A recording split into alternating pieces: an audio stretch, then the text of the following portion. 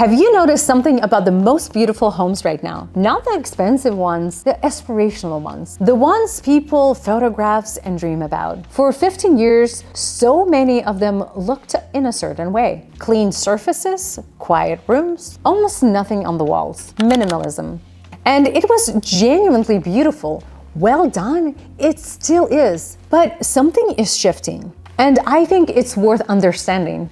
Not just what is changing, but why. Because the reason matters. My name is Ariana Anderson. I am a CEO and founder of a REIT group in the Seattle area. I've been designing homes for over 25 years, and I won 2 national NKBA Design Awards. In this video, I wanted to walk you through where minimalism actually came from, what it demands to work properly, how it looks over the design world, what is shifting right now in 2026, and what all of this means to your home. Let's start in the beginning. About 100 years ago, a German architect named Mies said, "Less is more." He wasn't talking about decorating. He was talking about philosophy of how the building world should feel. He designed buildings where every single decision carried weight. Every line, every proportion, every material, steel, glass, stone, nothing placed without intention. Nothing included without a reason. It was radical, it was precise, it was extraordinary. In 1930, he became a director of Bauhaus, the most influential design school in 20th century. When it was forced to close in 1933, he immigrated to the United States and brought these ideas with him. But by 1932, his work was already a centerpiece in an exhibition in MoA in New York, the International Style Show.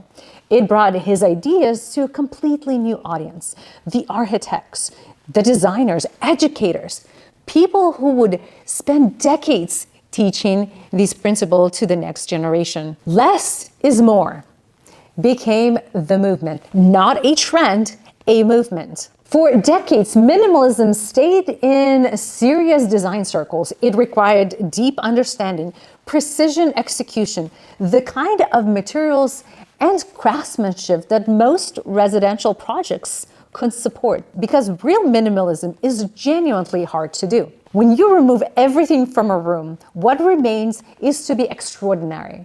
Material quality, craftsmanship, proportions, negative space used as much intentionally as the objects themselves.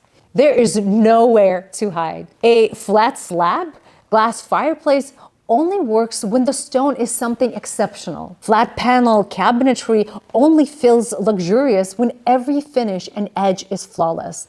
White floors only read as intentional when everything surrounding the details has been considered. Done properly, minimalism in homes is breathtaking. There's a reason some of the most celebrated homes in the world were designed this way. But then things happened. Social media arrived, and aesthetics that lived in architectural studios for decades was everywhere.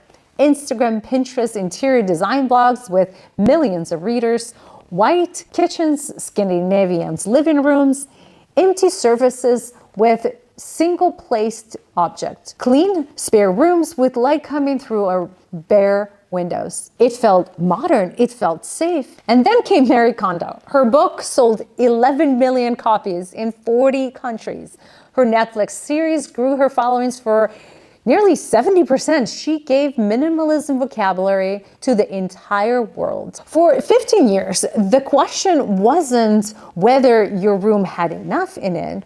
The question was whether it had too much. Minimalism became the default language for aspired home design. It felt like it was the answer. Clean, quiet, intentional. And then there's the shift. It worked for a lot of people, genuinely worked. But something was also happening underneath the surface, because not every home design in this aesthetic was being executed with the materials and craftsmanship that minimalism actually demands. When you take the approach of building an absolute precision and apply it broadly, the precision is the first thing that gets lost. And minimalistic rooms without extraordinary materials don't feel calm. They feel empty. That's the difference. So now in 2026, something is shifting. In January of this year, Yanko Design published a piece on 5 interior design trends that said made minimalism absolute. Living, etc. Asked directly whether minimalism interiors were out of style in 2026. Home and Gardens brought designers together to examine whether minimalism could ever truly fall out of fashion. BizFed's headlines was less announced. Thank God minimalism is finally dead. Now, I don't believe it's dead. Beautifully executed minimalism home with the right materials, right craftsmanship, right proportion will never look wrong. What's changing is something more specific. The expectation that minimalism is the only valid expression of luxury, assuming that less is automatically better. The idea that the room stripped of everything personal is more sophisticated than a room full of intention. That expectation is losing. Design, one of the most respectful design publications in the world, described this in 5 words. Curated calm over sophisticated opulence, not minimalism, not filling room with everything. Curated calm. The difference between these two things is enormous. So what does the shift actually look like? Bold colors is coming back, not as decoration, as structural. Deep, confident colors begins to anchor the entire room. Earthy orchards, rich terracottas, deep blues, color that tell you where to look. Color that hold the room. Raw, honest materials are moving forward.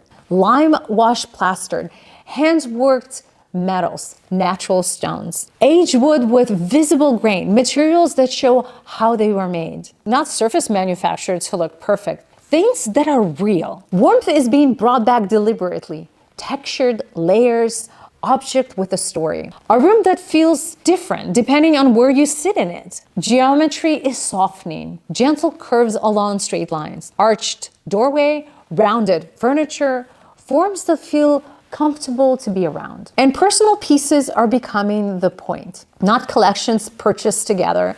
The things from trips you took years ago, a chair that belonged to someone you loved, the sculpture that stops you when you first saw it. Rooms that feel like someone specifically lives here. That is the shift. And this is also honest design language I have worked in for my entire career. I have never really designed a truly minimalistic home, not for 25 years, not because I think they're wrong. When it's properly done, it can be extraordinary. But my design language has also been different. Sophisticated elegance, warmth, balance, rhythm.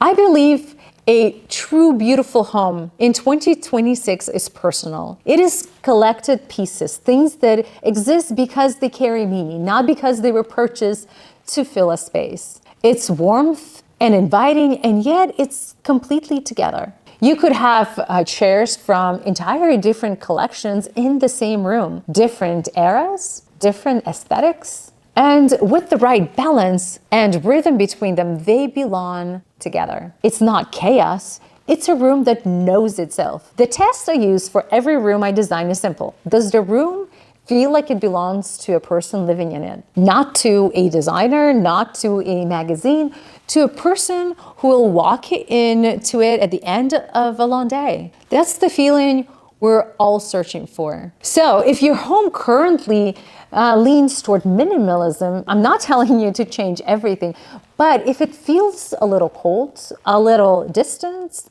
a little like it could belong to someone else, there are things you can do. Start with texture before you start with objects. Texture changes how a room feels without changing what's in it. A linen throw, a rough stone surface, a natural fiber rug with weight to it.